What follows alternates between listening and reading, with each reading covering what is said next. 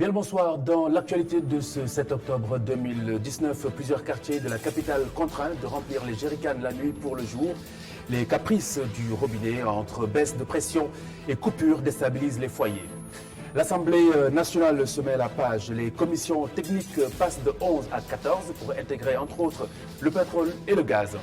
Le business des plaques d'immatriculation, un secteur lucratif en pleine mutation avec notamment les nouvelles plaques quelque peu controversées et qui pèsent sur la bourse de l'usager. Reportage en fin de journal. Le collectif des habitants des Maristes, des immeubles de Anne Mariste engage un bras de fer avec l'État du Sénégal. Pas question de vider les lieux sans un certain nombre de préalables. Les autorités auraient d'ailleurs intimé à la Sénélec et à la SDE l'ordre de mettre fin à l'approvisionnement du quartier. Plus de détails avec en fin de journal l'invité du vendredi, Madame Sorna Mariem Mbaké. Elle est la chargée de communication des résidents des immeubles des HLM Mariste. Nous la retrouvons en fin de journal. Dans un instant, le développement de tous ces titres.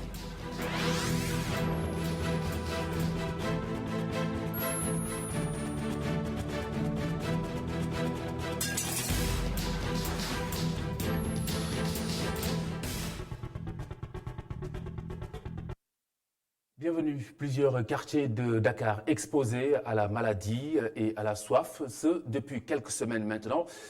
Ces quartiers sont sans eau, l'approvisionnement y est perturbé. Situation qui oblige certains à veiller la nuit pour guetter la moindre goutte d'eau. Un reportage de Augustin Mandang et Abdurrahman Li. C'est une situation de détresse constatée dans ce quartier de Dakar. Ici, à Liberté 6, Konachap, la population ne sait plus où donner de la tête depuis que l'eau du robinet coule à une pression très faible. Ça fait des années que nous avons Depuis des années maintenant, nous vivons cette situation. Mais cette année-ci, ça va de mieux en mieux. Même si, il faut le dire, la pression de l'eau est très faible. C'est juste la nuit qu'on peut se rendre compte de la venue de l'eau, mais au compte-gouttes. Pour venir à bout de cette situation, nous étions obligés d'acheter de l'eau chez des charretiers. Avec cette eau que l'on achète chez ces derniers, il nous est très difficile de l'utiliser pour la cuisson ou quelque chose dans ce genre. Je veux dire pour les besoins de la consommation, quoi.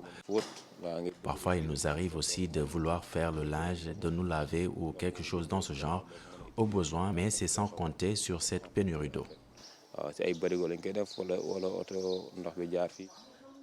Si Modou achète des barils d'eau, Fanta Sadio, elle, se ravitaille en eau depuis la pompe installée dans la mosquée d'à côté, une situation qui va au-delà des dégâts déjà prévus par la population. Les élèves ont entamé leur année scolaire et cette pénurie d'eau ne va pas faciliter les choses. On est obligé de nous lever chaque jour un peu plus tôt que d'habitude, les réveiller afin qu'ils puissent prendre leur bain à temps. Sinon, ils risquent d'arriver en retard à l'école. Et vous connaissez la suite. Autre conséquence de ces pénuries d'eau, nous les ménagères, nous avons du mal à trouver de l'eau. Et pour faire un linge, forcément, il faut ce liquide précieux. Cette pénurie impacte beaucoup de nos activités. Dans cet autre quartier de la capitale, la situation est pire. Dans cet immeuble, au deuxième étage, même pas une goutte d'eau ne découle des robinets. C'est la croix et la bannière pour se procurer de ce liquide précieux. C'est très difficile et nous encourons beaucoup de risques pour trouver de l'eau. Imaginez-vous, nous habitons au deuxième étage et chaque jour nous gravissons les escaliers avec des bouteilles de 10 litres. C'est risqué. Ma mère en a fait les frais dernièrement avec une main fracturée. Elle tenait une bouteille d'eau. Nous, on passe la nuit à attendre l'eau. La semaine passée, c'était encore pire. Depuis jeudi, il n'y avait pas d'eau jusqu'à hier soir. Moi, j'ai passé la nuit à puiser. Je me suis couché à 4 h du matin déjà. Les dégâts, c'est surtout hygiénique. L'utilisation des toilettes, le nettoyage quotidien, on rencontre ces problèmes-là. Quand on n'a pas d'eau, on a des problèmes. Les enfants sont là, il faut toujours nettoyer par-ci, par-là. Mais sans eau, on a un problème pour nettoyer. Donc, on se quitte le quartier pour aller chercher de l'eau. Pour l'eau qu'on doit boire, on est obligé de passer à la boutique pour acheter de l'eau. Cet état des choses, plus que jamais déploré par la population, une population qui interpelle les autorités à plus de responsabilités pour venir à bout de cette baisse de la pression de l'eau, pour ne pas dire cette pénurie qui n'a fait que trop durer. Abdurrahman Li, une demande supérieure à l'offre, c'est là l'explication laconique livrée par la Sénégalaise des eaux pour justement justifier cette situation. Assemblée nationale, les commissions techniques passent de 11 à 14. Le pétrole et le gaz ainsi intègrent en plus de celles économiques et financières, ainsi qu'une autre commission qui s'occupera de la transition écologique. Une autre nouveauté à noter également sur le passage des ministres devant les députés avant les plénières. Théodore Montey, député, membre de la commission des lois de l'Assemblée nationale. Il est joint ici par Alassane Samba Diop pour plus de détails. On a mis en adéquation des commissions. Donc, au lieu de 11 commissions, l'Assemblée nationale va passer à 14 commissions avec essentiellement, on a scindé la commission finance, l'ancienne commission finance. Aujourd'hui, on a une commission finance et budget et une commission économique qui va s'occuper des aspects marchés du pays. En plus de ça, on a une commission qui va s'occuper des aspects environnementaux et transition écologique. Le deuxième point porte sur le passage des ministres pendant le vote du budget. Donc, anciennement, on faisait un passage en commission technique et un passage en commission finance avant de passer en plénière. Aujourd'hui, on va juste faire un passage en commission finance élargi aux commissions techniques dont relève le ministère en question. Théodore Montey de la commission des lois de l'Assemblée nationale. Le report des élections locales, la problématique est sur toutes les lèvres. Du côté du Parti démocratique sénégalais, le respect du calendrier républicain devrait être de rigueur aux yeux notamment du chargé des élections du Parti démocratique sénégalais. Voici Dr Cheikh Dieng. Il est par ailleurs le maire de Thiaroye-Djidakao. Au niveau du PDS, personnellement, je m'oppose à toute forme de manipulation du calendrier républicain. Les mandats des maires, des conseillers municipaux et des conseillers départementaux est terminé depuis le 29 juin 2010. J'appelle le président de la République à organiser dans les meilleurs délais de nouvelles élections territoriales pour renouveler la légitimité des conseillers municipaux au sein des différentes instances territoriales. Je m'oppose à ce à cause de calculs politiciens que le calendrier républicain puisse connaître des manipulations, quelles qu'elles soient. Docteur Cheikh Dieng, maire de Thiaroye-Djidakao, il s'exprimait en marge de la remise de fermeture aux 8 écoles de la commune. Justement, après quelques jours de l'ouverture des classes, certaines écoles tardent toujours à démarrer les cours. Au lycée Thierno Seydou Nourou Tall, en revanche, la rentrée est effective avec un seul vœu côté élèves comme côté administration, une année scolaire apaisée. Reportage Alun Gueye, Moussa Fall, reportage. La cour de l'école est bondée. Les retrouvailles sont assez joyeuses après 3 mois de vacances. L'ambiance est bon enfant. Au lycée Thierno Seydou Nourou Tall, les choses sérieuses ont commencé. Le lycée Thierno Seydou Nourou Tall a l'habitude de démarrer les cours le jour de l'ouverture. Les élèves ont déjà commencé. Le premier jour, ils n'étaient pas au complet, les élèves. Mais à partir d'aujourd'hui, vous-même, vous l'avez constaté, il y a une affluence. Les élèves sont pratiquement au complet. Une confirmation des élèves, notamment ceux des séries scientifiques. Oui, on a bien démarré les cours. On a fait PC, EPS, français pour le moment. Oui, on a démarré les cours depuis jeudi. Oui, c'est ça. On a commencé les mathématiques. On a aussi vu notre prof de PS et tout. Mais beaucoup d'élèves ont commencé à venir ce lundi. Une année scolaire apaisée est leur souhait le plus ardent. J'espère que les syndicats trouveront un accord avec l'État pour essayer d'éviter ces mouvements qui perturbent sincèrement l'éducation des enfants. De laisser l'année scolaire se passer comme il faut, de ne pas amener trop de tension, vraiment, parce que les élèves ont aussi besoin d'une année scolaire très apaisée aussi. Au moment où des établissements traînent les pieds, le lycée Thierno Seydou Nourou Tall n'a pas voulu perdre du temps. Élèves comme enseignants ont la même aspiration. Ils veulent une année calme, sereine et studieuse. Une autre rentrée parallèle, celle de la cantine scolaire informelle, pour ainsi dire. Pouvoir petit déjeuner à la maison et être à l'heure au premier coup de cloche n'est pas si simple à cause d'un certain nombre de paramètres, plusieurs paramètres d'ailleurs d'ordre pratique. En découle naturellement un petit business, celui de la vente du premier repas de la journée pour les élèves. Gorgui Diaw Thiam et Oumar Kane. Comme les élèves, Daba a aussi pris ses quartiers à l'école, notamment celle de Manguier.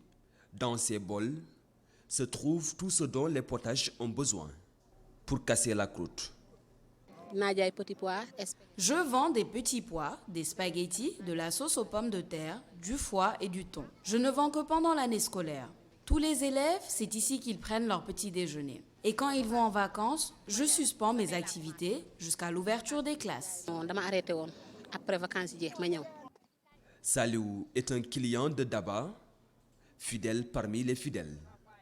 Le plus clair du temps, c'est là qu'il prend le petit déjeuner. Quelquefois, c'est bien malgré lui. Quand je me lève tôt, je prends le petit déjeuner à la maison. Quand je me réveille tard, je prends mon petit déjeuner chez Daba.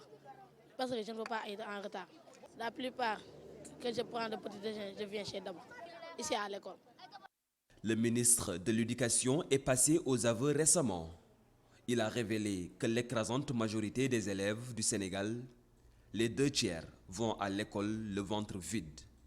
Un grand marché pour la restauratrice Daba, de même que tous les vendeurs de nourriture devant les établissements scolaires. Sauf qu'il faut veiller sur l'hygiène et l'asepsie des aliments servis aux enfants. Du côté de leur grand frère à l'université Cheikh Anta Diop de Dakar, la restauration anticipe la rentrée. Les restaurants ont rouvert ce matin. Les étudiants en examen de rattrapage en sont les principaux clients. Un reportage au restaurant Self de l'UCAD avec Sidi Niang et Tidiane Sissé. À l'intérieur, certains prennent le repas quand d'autres forment de longues files d'attente à l'extérieur. À l'université Cheikh Anta Diop de Dakar, les restaurants des étudiants ont ouvert leurs portes ce lundi. Effectivement, depuis 11 heures, nous avons constaté l'ouverture de 2 restaurants universitaires, dont l'NCTP et le restaurant Self au Grand Campus. L'NCTP, c'est dans la périphérie et le Self, c'est parmi les restaurants centraux. La mesure a été prise pour accompagner les étudiants qui doivent subir des sessions de rattrapage de l'année académique en cours. Il y a certaines facultés qui ont démarré les enseignements, donc sur la demande des amicales, et aussi pour accompagner le pédagogique par rapport à leur calendrier. Donc nécessairement, il fallait ouvrir les restaurants pour restaurer les étudiants. La décision d'ouvrir les restaurants est bien accueillie par les étudiants. Dans le même sillage, ils souhaitent que les autorités en fassent de même pour ce qui concerne les pavillons au campus social. Mais il y a des gens à qui c'est trop compliqué pour eux pour pouvoir payer la restauration à chaque fois.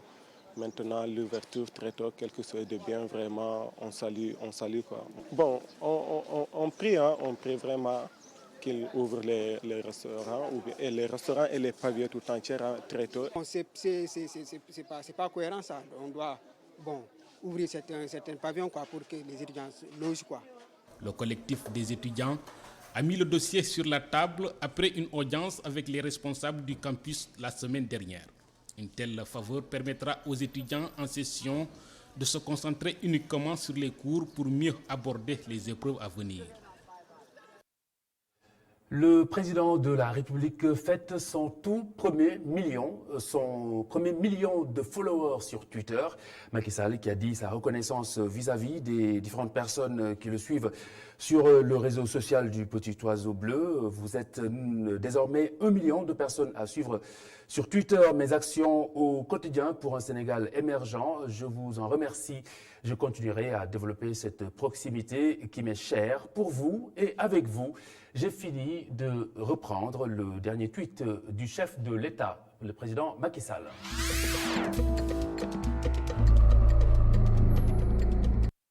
L'actualité internationale est dominée par la mutinerie, cette mutinerie au Tchad qui a fait au moins 11 morts. Et puis au Zimbabwe, la flambée du prix du carburant avec une hausse de 25%, une mesure qui fait polémique dans le pays. Enfin, Ankara qui prépare une action militaire contre une milice kurde dans le nord-est de la Syrie. El Hadj Malik Cissé nous fait le ramasser de tout cela. Au moins 2 détenus ont été tués ce 7 octobre lors d'une mutinerie dans une prison à Abéché dans l'est du Tchad. Il a fallu plusieurs heures à l'armée pour en reprendre le contrôle. De sources judiciaires, au moins 11 personnes ont été blessées. La prison, qui abrite plus de 500 détenus en plein centre-ville, est surpeuplée, selon un défenseur des droits de l'homme. Des cellules conçues pour 40 personnes en accueillent 2 fois plus. Le nombre de latrines est insuffisant. Les repas peuvent varier et certains détenus sont enchaînés alors que la loi l'interdit. Les conditions d'incarcération étaient donc au cœur de la mutinerie et les lenteurs de la justice aussi. Au Zimbabwe, le carburant connaît une nouvelle flambée des prix, officiellement de 25%, qui éloigne encore les espoirs d'une sortie de la crise économique. Les Zimbabwéens ne comptent plus les hausses des prix à la pompe depuis le début de l'année. Ils ont quasiment triplé en janvier, puis ont été suivis d'augmentations régulières. La hausse du début de l'année avait provoqué un mouvement de contestation violemment réprimé par l'armée. Parmi les manifestants, au moins 17 personnes avaient été tuées et des dizaines blessés. Le nouveau relèvement du prix des carburants est la conséquence d'une inflation galopante. Le carburant devient ainsi à 15 $ zimbabwéens, soit $1 américain le litre. Un médecin exerçant à l'hôpital public dépense désormais près de la moitié de son salaire pour faire le plein. Mais plus grave encore, l'augmentation du prix du gasoil entraîne la hausse d'autres prix, ceux par exemple des transports et des produits de première nécessité. Ils ont augmenté de près de 300% depuis un an, selon le Fonds monétaire international. Sur cette période, certains analystes évaluent l'inflation à plus de 900%. À son arrivée au pouvoir, le président Emmerson Mnangagwa s'était engagé à redresser la courbe de la croissance, mais 2 ans après, l'économie du Zimbabwe reste en crise. Ankara prépare une action militaire contre une milice kurde dans le nord-est de la Syrie, d'où se retirent les troupes américaines. Donald Trump dit vouloir laisser les Turcs et les Kurdes résoudre la situation. Comme annoncé la veille par la Maison-Blanche, les troupes américaines stationnées dans la zone frontalière avec la Turquie ont amorcé leur retrait aujourd'hui devant l'imminence d'une opération militaire turque à laquelle elles ne se s'opposeront pas. La décision américaine pourrait sceller le sort des forces kurdes sur lesquelles les États-Unis se sont notamment appuyés pour combattre avec succès l'organisation État islamique.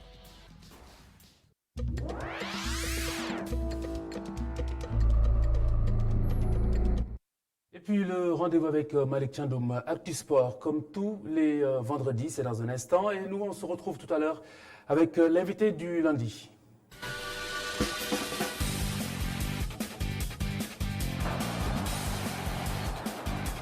Match amical Sénégal-Brésil du jeudi 10 octobre à 12h GMT à Singapour. Les Lions du Sénégal sont entrés en regroupement à Paris. Déjà 15 joueurs étaient présents dimanche. Le reste du groupe a rejoint la tanière ce lundi. Les protégés de Aliou Cissé s'envolent ce lundi soir pour Singapour. Pour ce test grandeur nature face à l'ogre brésilien, Aliou Cissé ne prépare pas un plan anti-Neymar ou anti-Coutinho, voire anti-Firmino. Le Sénégal restera fidèle à sa philosophie de jeu basée sur la maîtrise collective. La plupart des Lions affichent une forme étincelante au moment de retrouver l'équipe nationale. Sadio Mané reste le catalyseur du jeu de Liverpool. Il a inscrit son 50e but en 100 matchs et était l'homme du match contre Leicester. Crépin Diatta et Mbaye Diagne portent le Football Club de Bruges sur leurs épaules. Idriss Gana Gueye continue de faire ses prestations XL. Il a inscrit son premier but sous les couleurs du Paris Saint-Germain et a été désigné l'homme du match. D'autres Lions ont fait de belles prestations sur les rectangles verts d'Europe, nous dit Cher Diop. L'actualité des Lions nous mène d'abord en France où Idrissa Gana Gueye excelle avec le PSG. Les Parisiens solides leaders se sont imposés facilement 4-0 devant Angers. Le milieu des Lions a inscrit son premier but sous ses nouvelles couleurs et Sadou Toubé est entré en seconde période. Metz continue la descente aux enfers. Malgré les titularisations de Panguet et de Habib Diallo, ils ont été battus 2-0 par le stade brestois. Dijon avec Alfred Gomis toujours aussi impérial a battu Strasbourg d'Abdallah Ndour titulaire 1-0. Nîmes et Lille ont fait match nul 2 buts partout. Sidi Sarr n'a joué que quelques minutes. Rennes toujours dans le dur, sans Edouard Mendy cette fois-ci, mais avec Mbaye Niang, les Bretons se sont inclinés devant Reims 1-0. Monaco de Keita Diao Baldé a rechuté face à Montpellier 3-1. L'ancien de la Lazio est entré en seconde période. En Ligue 2, Saliou Ciss a inscrit son deuxième but de la saison avec l'AS Nancy Lorraine face à Niort pour une victoire 2-1. Avec Chocho, Abdoulaye Sané a inscrit un triplé ce week-end face à Clermont et les Lionceaux d'Oumar Daf se sont imposés 4-0. 100 matchs en Premier League pour 50 buts, Sadio Mané entre encore plus dans l'histoire de Liverpool. Les Reds ont signé leur 8e victoire de suite en championnat et restent solide leader devant Manchester City. Cheikhou Kouyaté joué ce week-end face à son ancien club de West Ham. Les Eagles l'ont emporté 2-1. Watford, Ismaïla Sarr et Sheffield United se sont quittés 2-2. L'ailier des Lions est entré en seconde période, comme c'est souvent le cas cette saison. Il reste bon dernier. En Championship, Famara Diédhiou a offert la victoire à Bristol face à Reading et se montre confiant avant le regroupement des Lions. En Italie, Atalanta a étrié Lecce 3-1. Babacar Khouma est entré en seconde période. En Allemagne, Salif Sané et Schalke ont été stoppés par Cologne. Les deux équipes se sont quittées sur un score d'un but partout. En Belgique, le club Bruges compte toujours sur ses Sénégalais. Crépin a marqué son 5e but de la saison et fait une passe décisive tandis que Mbaye Diagne, entré en seconde période, a marqué son 3e but sous ses nouvelles couleurs. Le club Bruges s'est imposé 4-0 devant la Gantoise. D'autres lions brillent sous nos cieux. À Thiès, pour le compte du tournoi de l'UFOA, l'équipe nationale locale a composté son ticket qualificatif pour les demi-finales. Ils joueront ce mercredi contre le Mali, un derby sous-régional que le sélectionneur Serigne Saliou Dia compte remporter pour accéder en finale. L'autre demi-finale se jouera ce mardi à 20h entre le Ghana et la Côte d'Ivoire. En Europe, pour le compte de la Premier League, Liverpool maintient la cadence. Les Reds ont signé leur 17e succès d'affilée en championnat, le 8e cette saison, après la victoire 2-0 sur Leicester. City chute à domicile contre Wolverhampton. Tottenham ne s'est toujours pas remis de sa défaite 7-0 contre le Bayern de Munich. Tottenham a été battu 3-0 par Brighton. En tête de classement, Liverpool occupe la première place avec 24 points. Deuxième, Manchester City, 16 points. Troisième, Leicester, 14 points. En bas de tableau, Norwich City, Newcastle et Watford ferment la marche. En Espagne, le Real Madrid, vainqueur de Grenade 4-2, reste leader. Le Barça et Léo Messi se réveillent et écrasent Séville 4-0. L'Atlético concède le nul contre Valladolid. En tête de classement, le Real Madrid occupe le fauteuil de leader avec 18 points, suivi du Barça à deux longueurs 16 points, l'Atlético de Madrid 15 points. En bas de tableau, Mallorca, l'Espagnol et Leganés. En Italie, la Juventus est allée battre l'Inter à San Siro 2-0 et s'empare du fauteuil de leader. Premier, Juventus. Deuxième, l'Inter de Milan avec 18 points. Troisième, Atalanta, 16 points. Quatrième, Naples de Koulibaly, 13 points. En zone de relégation, on retrouve Lecce, Genoa et Sampdoria de Gênes. En Ligue 1 française, Paris Saint-Germain de Idrissa Gana Gueye continue sa saga victorieuse après un large succès 4-0 sur Angers. Nantes réalise une bonne opération en battant l'OGC Nice 1-0. Saint-Étienne est sorti victorieux du derby contre Lyon 1-0. Paris Saint-Germain est toujours leader avec 21 points. Deuxième, Nantes, 19 points. Troisième, Angers, 18 points. En zone rouge, on retrouve Toulouse, Dijon et Metz, lanterne rouge avec seulement 8 points. Enfin, en Bundesliga, les ténors trébuchent. Bayern a été battu à domicile par Hoffenheim 2-1. Leverkusen et Leipzig se neutralisent un but partout. Mönchengladbach écrit Hofburg 5-1. et occupe la première place. Wolfsburg bat l'Union de Berlin 1-0 et s'empare de la deuxième place. Le Bayern de Munich est troisième. En bas de tableau, l'Union de Berlin, Cologne et Paderborn ferment la marche. Enfin, en basketball chez nous, Douane et Duc joueront la finale de la Coupe du Sénégal chez les hommes. Ils ont battu respectivement l'ASFA et l'Union sportive de Ouakam. C'était tout pour le panorama des différentes manifestations sportives du week-end.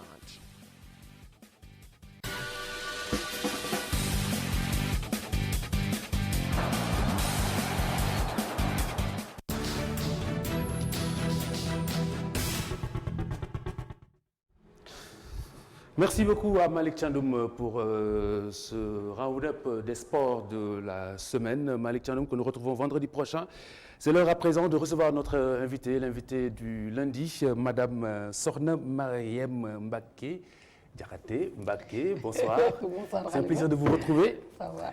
Alors, vous êtes la responsable de la communication du collectif des résidents des immeubles des HLM Maristes, des résidents qui sont sommés de vider les lieux dans les plus brefs délais, mais qui n'entendent pas se laisser faire, qui engagent un bras de fer avec l'État. Et je souligne que votre situation révèle bien d'autres difficultés, bien d'autres problèmes, des problématiques que nous aborderons sans doute avant la fin de cet entretien. Mais d'abord, nous allons poser le cadre. Vous êtes sommé de partir dans les plus brefs délais et vous posez des conditions avant de quitter les lieux. Est-ce exact? C'est ça, Khalifa, malheureusement. Mais vous êtes sommé de partir pour votre propre sécurité. Sans doute. Alors expliquez-nous. Comment est-ce que vous en êtes arrivé là? Le doute est permis. Comment vous êtes arrivé là? Nous ne le comprenons pas, nous-mêmes. Parce que on ne devrait pas en être là. Ayant acheté des appartements dans une société nationale sénégalaise, nous ne devrions pas être là à parler d'évacuation, d'effondrement en moins de 20 ans. C'est très dommage. Alors, pourquoi est-ce que vous avez attendu? Parce que, comme je l'ai souligné au début de mon propos, l'argument qu'on vous a servi, c'est pour votre propre sécurité, parce que ces bâtiments menacent ruine.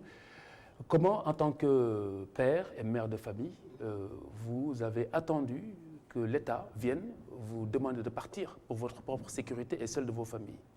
Nous n'avons pas attendu. Les immeubles ont commencé à s'effondrer, à montrer des failles, et l'État, au lieu d'attaquer la racine du problème, a préféré résoudre le problème à la manière sénégalaise, c'est-à-dire en déplaçant les occupants à chaque fois, en trouvant des logements qui coûtent cher. Comment on peut comprendre qu'une société nationale paye 450 millions chaque année pour loger des habitants, au lieu d'utiliser... Ça, c'est un autre problème. Voilà, attends, des problèmes que je soulignais. Vous me laissez terminer. Au lieu d'utiliser cet argent à construire d'autres immeubles pour les loger définitivement, tu loues, tu dépenses l'argent du contribuable et un bon jour, cette situation ne peut plus continuer et tu accuses les résidents d'avoir trop reçu de l'argent et tu te réveilles un bon jour, on te dit qu'il faut déguerpir comme des animaux. Alors, pour mieux comprendre, camper le décor, vous avez acheté ces immeubles auprès de SNHLM. Et quelques années plus tard, vous nous direz combien, 4 ans après, juste 4 ans après, ces immeubles ont commencé à menacer ruine et les autorités vous ont demandé de partir. Pas immédiatement. Ils ont préféré déplacer l'occupant des immeubles vers d'autres sites qu'ils ont loués. Déplacé en attendant de réhabiliter. Pas nous, ils ont déplacé progressivement. Parce que tous les immeubles n'ont pas le même état actuellement. Il y en a qui tiennent, il y en a qui ne tiennent, où il y a des problèmes. Donc on ne comprend pas pourquoi l'État veut d'un seul coup déguerpir 350 familles, presque sans mesure d'accompagnement, parce qu'ils ne nous ont pas encore montré des maisons où aller loger. On n'est pas encore tombé d'accord sur les sommes à payer pour la location. Alors en pleine négociation, le ministre de l'Intérieur nous brandit un arrêté de péril qui est d'ailleurs attaqué en annulation et en juge des référés. Alors, le vendredi passé, le vendredi 4, ils nous appellent à des négociations. On est parti, une délégation est partie, parce que moi-même je n'y étais pas. Ils commencent à faire du forcing. Vous allez déguerpir, vous allez quitter. Parce que le danger est imminent. Ces dalles menacent de Je vous dis s'effondrer. Attends, je vous donne sur un vos exemple. familles. Je vous raconte une anecdote. Les immeubles qui étaient évacués à 2004 sont encore debout, alors que leurs propriétaires, certains sont dans la rue. Ils viennent à perdre, à commencer à percevoir l'argent de leur loyer. Ce qui est nouveau, c'est l'ordre de déguerpir et l'ordre donné au préfet, que le préfet lui-même doit donner à la Sénélec, à la SDE, de cesser de nous ravitailler l'eau, l'électricité et même le téléphone. C'est ce que les habitants trouvent inacceptable. Ce que j'aimerais comprendre, et sans doute les téléspectateurs aussi, c'est pourquoi est-ce que vous menez votre combat en restant sur les lieux où vous êtes en danger, où vos familles sont en danger? Tu sais, Khalifa, aujourd'hui... Est-ce qu'ils ont proposé d'autres lieux en attendant? Ils n'ont rien proposé. Ils proposent des sommes qu'ils avaient données à 2004.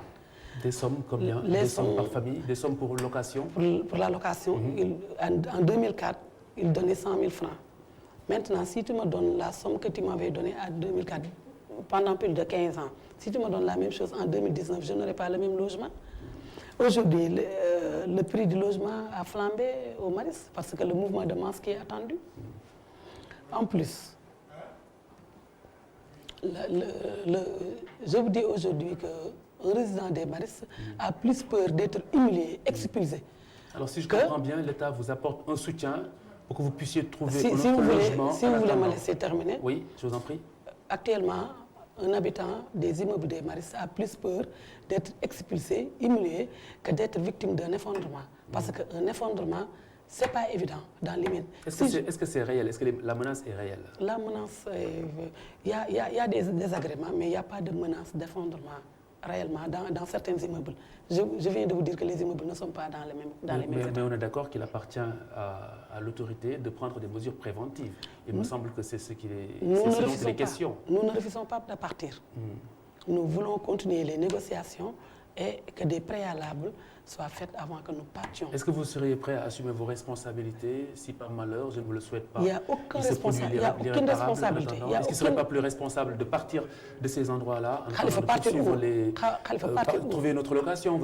Ils vous ont donné des indemnités. Avec quel argent? Vous venez de me dire qu'ils vous ont octroyé à chaque famille une certaine somme pour vous aider. Qui ne paye même pas une seule pièce. Qui ne paye pas une seule pièce. C'est déjà ça. Qui ne paye pas une seule pièce. Alors, je le disais au début de mon propos, c'est un problème qui en révèle d'autres, notamment ce que vous appelez l'arnaque de SNHLM. Est-ce que vous allez porter plainte contre SNHLM? Ce n'est pas exclu. On a déjà un pool d'avocats qui sont en œuvre parce qu'on peut s'attendre à tout avec ces genres d'autorités. Donc, rien n'est exclu. Alors, si j'en crois à votre dénonciation, bientôt vous n'aurez plus d'eau, plus d'électricité. C'est la menace du ministre de l'Intérieur, à savoir M. Aly Ngouille Ndiaye. Mais j'ai rappelé à la Sénélec et à la SDE qu'au moment de signer les contrats avec eux, le ministre n'était pas présent. Et s'ils exécutent, nous allons les traîner devant les tribunaux. Qui est votre interlocuteur à l'heure actuelle? C'est ça la grande question. Notre interlocuteur devrait être M. Abdou Karim Fofana. Maintenant, notre interlocuteur est M. Aly Ngouille Ndiaye. Oui. Donc, vous comprendrez... Parce qu'il s'agit d'une question de péril qu'ils ont inventé. Tout à fait, c'est de sa compétence, effectivement. Donc, la question est là. De toute façon, nous ne refusons pas de partir, mais nous refusons de partir dans la rue, dans le néant, sans être accompagnés. Parce que nos appartements sont des titres fonciers qu'on a payés vraiment difficilement. Qu'est-ce que vous demandez concrètement pour terminer? C'est très facile. On demande démolition, reconstruction, prise en charge durant les travaux et le relogement. Prise en charge totale, parce que prise en charge, apparemment, il y en a. Des loyers, non, prise en charge des loyers. Des loyers, vous avez dit que... Nous ne demandons pas au ministre de nous faire manger, nous lui demandons tout juste de payer nos logements durant la construction. À 100%? À 100%. Parce que si vous savez que la construction d'un bâtiment, d'un chantier de ce genre, prendrait au moins 7 ans.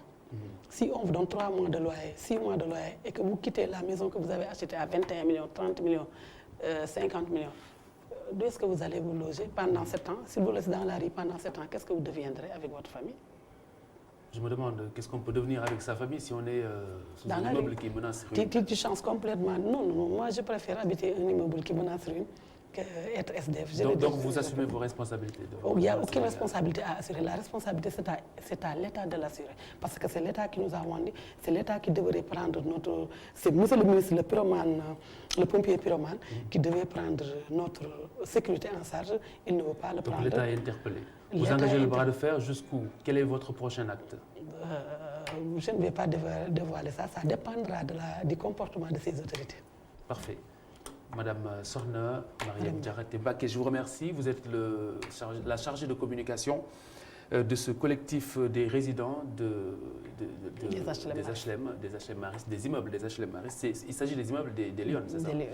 Merci beaucoup. Merci d'avoir été avec nous ce soir. Vous retrouvez sur les Diakhoumpa à 23h pour Djuki Pribari, le bulletin en Wolof.